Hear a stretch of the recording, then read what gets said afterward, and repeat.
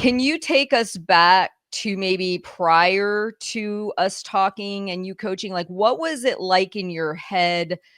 Pretty much, I would assume all day, every day before, and then how does it look different now? Like if I were to have gotten a glimpse inside of Lily's mind prior to all this, and now I look in there, what would I see as being different? Oh goodness, a lot. First, um, I felt that like I was always frantic. Like I Mhm. was always um, feeling like I was being chased by a tiger Mhm. when there was nothing. I've been safe and I've been okay. Like everything was a something to resolve, something Right. to fix, um, or something was wrong.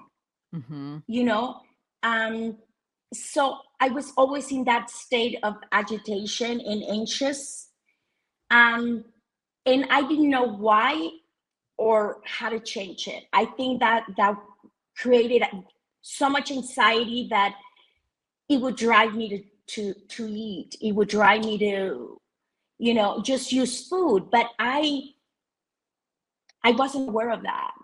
Uh, Did you Just one question, I was curious, did you assume everyone else felt the way you did, or did you just think you were some kind of, like, weirdo that was experiencing this? And I'm not meaning weirdo as in, like, yeah, literal, but I'm saying, like, did you think you were different from everybody else? um, I didn't think so because I felt that everybody in a certain level had that anxiety that I did, but mine was.